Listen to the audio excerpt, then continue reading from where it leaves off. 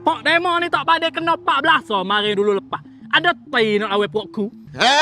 Tu set lain. Habis tu, hang nak lawan puakku 29 bulan 5 ni pok mana? Kelantan juga. Treble. Set akak 3 piala. Oh, aku tak era 3 piala 10 piala sekali pun. Demo tahu siapa mari di Stadium Kelantan 29 bulan 5 ni. Siapa?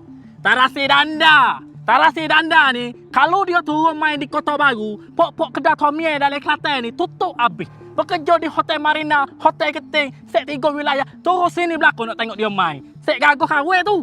Demo ingat, set kawin tak ada juga kau set gagoh. Set demo siapa gagoh? Cuya. Set kawin, Mustafa Kamal. Mustafa Kamal tu pelakon, bukan import.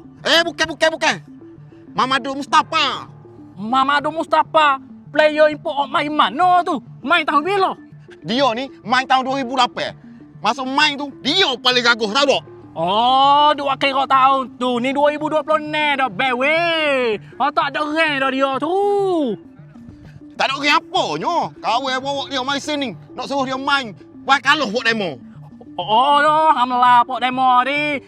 Pok kawan ni, pok gagah belakang, pok demo tu hak tua saja. Set demo pun tua juga. Pok kawan tua, nampak tua je. Tapi reng lebih pada budak. Tak apa. Kita tengok 29 bulan ni Ran jadi sini. Boleh. Mu tengok stadium mu ni warna merah ni tukar laut teh biru. Mustahil jadi laut teh biru. Kalau laut teh merah ni kan, 2, 3, 4 kali dah jadi sini, tahu tak? Kalau gitu, beres kita tengok siapa ni.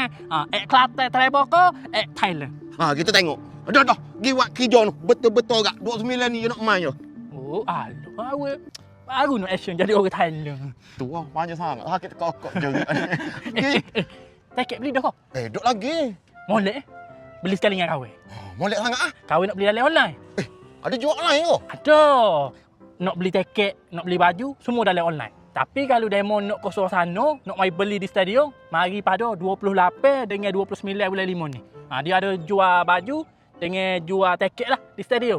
Baju pula, kalau mu orang terawal, 3,000 orang terawal, mu akan dapat tiket orang saja. Untung gitu dah. Untung Memang awal. So lagi karo. Malek geng tu, dia ada buat CB. Kalau nak geruh ada rezeki kat boleh pergi Mekah free-free lah. Tapi kena beli barang hok tertera ni lah. Dari poster ni? Syarat-syarat dia. Kena beli barang ni, layak untuk join CB lah. Kalau boleh pergi Mekah nombor 1, hok lain tu, lagilah dah. Banyak mana-mana. Mari. Siap-siap urat lah. Jom cepat. Got that energy, it's just on the move.